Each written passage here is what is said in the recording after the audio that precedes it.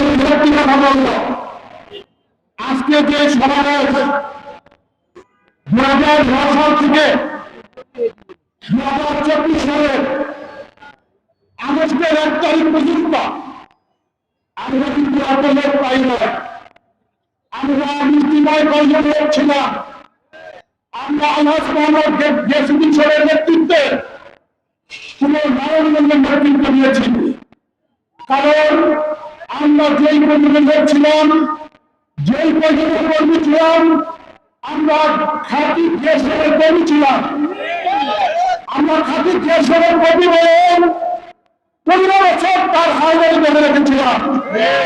কোথাও যদি আমরা যেতাম, আমরা যদি দেশের কর্মী হিসেবে পরিচয় দিতাম, আমাদেরকে ঠুকে দিত, আমাদেরকে ঘৃণা করত। আজকে ধীরে ধীরে 15 বছর আমরা গিয়াসউদ্দিন সাহেবকে তার সাথে ঐক্যবদ্ধ হয়ে সংগ্রাম যুদ্ধ করে আমরা তাদেরকে প্রেসিডেন্ট হিসেবে ছিনিয়ে এনেছি।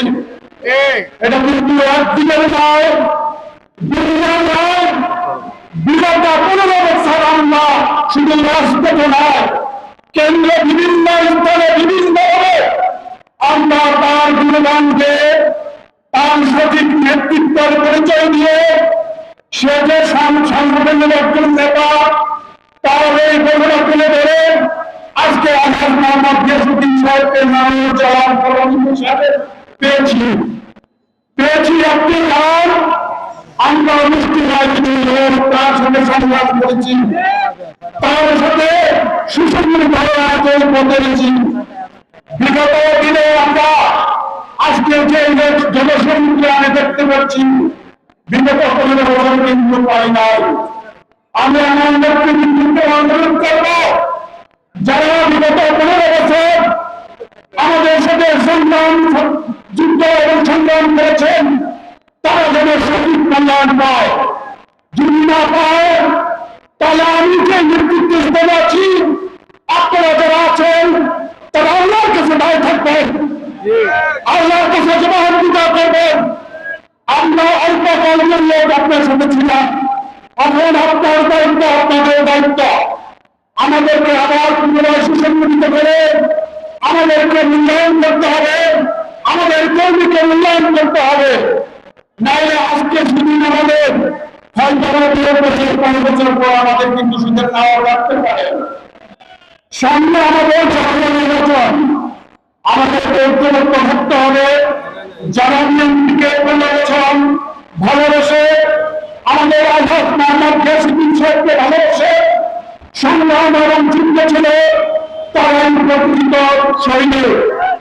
আমি অনুরোধ করব, বারবার অনুরোধ করব, যারা আমাদের কর্মী, যাদেরকে দ্বারা আমরা আজকে এসেছি, যাদের দ্বারা রাজপথে পেয়েছি, তাদের জন্য সঠিক মূল্যায়ন করা হয়।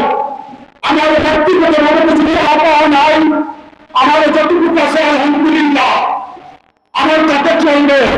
কিন্তু তারা 15 বছর পর কোন ভিন্ন 15 বছর সংগ্রাম করে বাড়িভাবে থাকতে পারে নাই, তাদের অর্থনৈতিক অবস্থা কোন দেশে হয়ে গেছে, পরিবার হারিয়েছেন, তাদের দিকে অবশ্যই মনে করবেন। নয়তো আমাদেরকে জবাবদিহি করতে হবে। এবং সামনে জাতীয় নির্বাচন, আমাদেরকে বিভিন্নভাবে বিভিন্ন সুরক্ষায় করতে হবে। তাই অনুরোধ করবো, আমরা আপনার নেতৃত্বে সংসদের জাতীয় নির্বাচনে আপনাকে জাতীয় সংসদ হিসেবে পাই, এবং শুধু সংসদ নয়, জাতীয় সংসদের সংসদ হিসেবে আপনাকে পাই, এবং সংসদ হিসেবে যেন আমরা নেতৃত্ব হিসেবে পাই। আমাদের সিদ্দিকদের ধর্ম দিয়ে আপনাকে নিয়ে গর্ব করতে চাই। আমরা আপনার স্বচ্ছ সহায় করতে চাই। আমরা আমাদের বক্তব্য শেষ করলাম। যিনি বক্তব্য থাকে আমাদের নিশ্চিত থাকবেন। সবাইকে ধন্যবাদ। বাংলাদেশ জিন্দাবাদ, বাংলাদেশ জাতীয়